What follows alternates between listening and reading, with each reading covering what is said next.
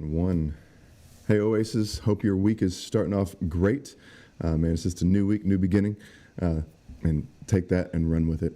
That's all I got for today when it comes to it. This whole fight of spring and winter, man, it's just whatever it is. So, but man, Jody, you had a little bit of that battle last weekend with Pre-Now and the road show. Yes. Seems like I know our college students who helped out with it. Man, they seemed like they had a blast. So. Oh, dude, they did amazing. I was so proud of every one of those kids, or not kids, young adults.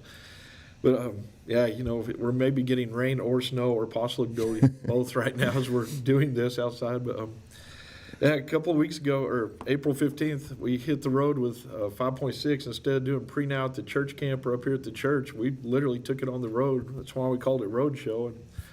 And this is something we've been looking at 5.6 all year, but Acts chapter 2, what the first church looked like, and especially verse 46, every day they continued to meet together in temple courts. They broke bread in their homes and ate together with glad and sincere hearts, praising God, enjoying the favor of all the people, and the Lord added to their number daily those who were being saved. And it was really cool because we literally ate in some of the kids' houses. We ate breakfast at the Red-A-Cops. We ate lunch out at the Crutchers.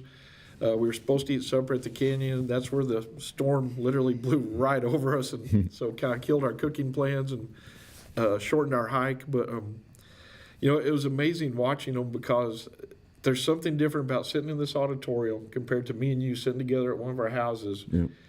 And it was amazing because we had about 30-something people between our leaders and kids. And we had 2 van loads, a trailer full of equipment.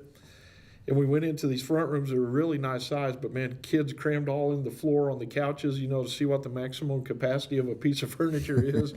People sitting on fireplaces, people sitting on windowsills, bar stools behind the couches and stuff, and just listening to them worship as 2 of the Remedy kids or young adults led worship, and then we had 3 of the Remedy folks take turns doing the lessons, and we were talking about Roadshow, the whole theme, and the first one was, are you following your GPS for life or God's GPS? Whose directions are going to get you to where you should be going? Who's going to be the right route? And then the next worship session at lunch was, what do you do when God takes you down a challenging road? Or what do you do if you come up on obstacles thrown in by the enemy, road hazards and stuff? And, what do we do? How does God help us handle that? And then the final one was, what's your final destination? Are you headed towards God's eternity in heaven or eternal hell? And, are you ready to, and I love the way they tied the lessons in. The worship, was picked out for each session.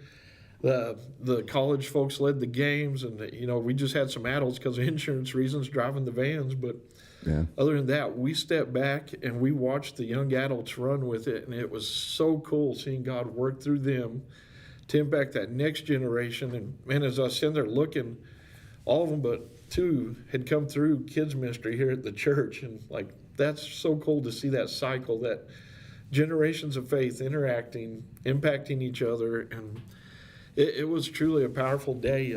If you saw any of us Sunday the day after, we had kind of a zombie-like state on our faces because we started the volunteers at 7:30 that morning, and by the time all the kids were picked up, we locked everything, put everything away, cleaned.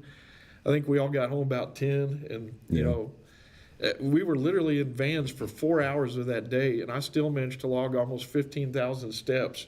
That's sitting in worship, that's riding, it's sitting for the meals that we had, but man, we were active. Once the vans pulled over and parked, we were moving wherever we were at. So, yeah.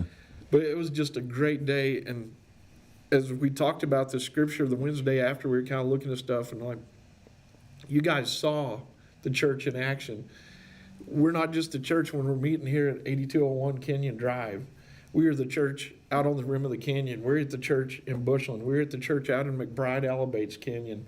We're the church on the road in vans, man, and it's so cool watching the interaction happen, watching kids encourage each other, watching them pray for each other, and then just watching as they worship, Ben, just, man, pure, innocent hearts being poured out before God, and it's powerful. And, man, we probably need to do an adult pre-now, D-now type experience. I don't Probably know, so. But get them excited. Yeah, and that's really cool just to see that our young adults actually met with some of our interns yesterday, and it's that element of them seeing that joy, and I'm really just going here's your opportunity, you Yeah. know, and not, yes, tell them what the goal is, but in this kind of like just head that way Yeah. and let them do it and work it out. And I'm going to be in Proverbs 24, and just inside it kind of goes in that theme of, and where are you headed? What's the destination? What's the focus that you have coming into things? Because sometimes we look at the destination and we sprinkle in a little bit extra of what the destination should be, or what we want it to be, what we paint in our pictures, paint in our own heads what the picture should look like. In Proverbs 24, and I'm going to do a couple of these out of order a little bit, just to kind of really just kind of get us to where we are in our life. But 24:13 through 14 says, "My son, eat honey, for it is good, and the drippings of the honeycomb are sweet to your taste. Know that wisdom is such to your soul. If you find it, there will be a future, and your hope will not be cut off." And that's where we start. We start with what is sweet, and we paint that picture. We paint the picture of what we think we need to make it be for us to be happy, for us to be whatever emotional state that we're trying to get. But inside that reality of sweetness, and we don't look at wisdom being the sweetness to the soul, and we look at just the exterior. We're looking at just the consequences of comfort, and we might find something that looks sweet, and then to the end it's going to be bittersweet because it killed us on the inside, and it just wrung us down. But here in verse 27, just skipping back down, as we hold on to this wisdom, as we seek it, as Solomon said, to seek it, for it is sweet to your soul. Proverbs 27 says, "Prepare your work outside, get everything ready for yourself in the field. After that, build your house."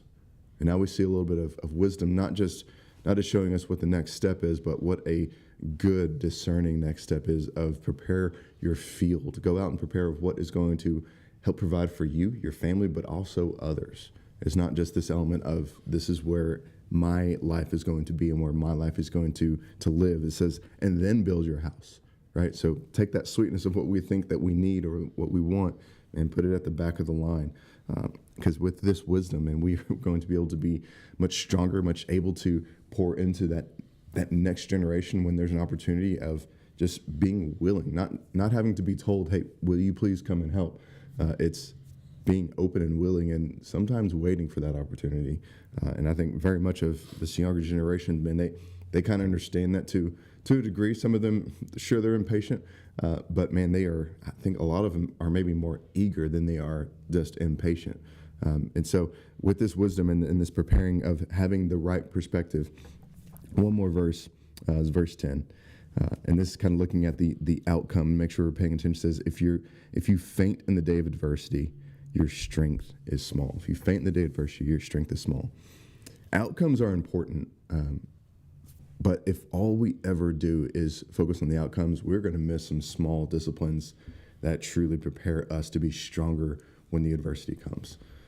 Because I think so much of, be aware of the outcomes and prepare for, shoot for it, aim for it. That is great. But if you don't work the small, consistent steps of staying faithful, of seeking wisdom first, man, when that adversity comes on you, like, you're not going to have anywhere to run to.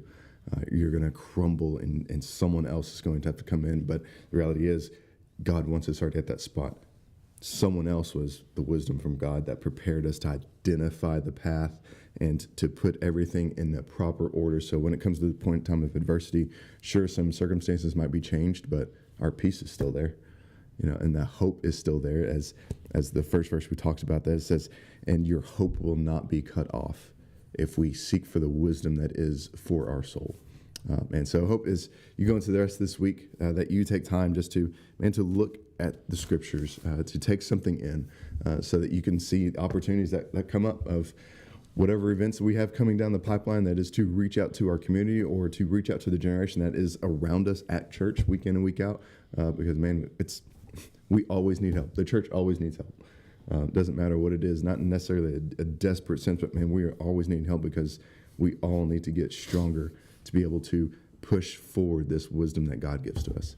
And so I hope you have a great start to your week. Hope to see you here Wednesday as a midweek break on Bible studies and the kids and the students. But if not, we'll definitely see you here Sunday. So y'all have a great day, and we'll talk to you later. See you, Oasis.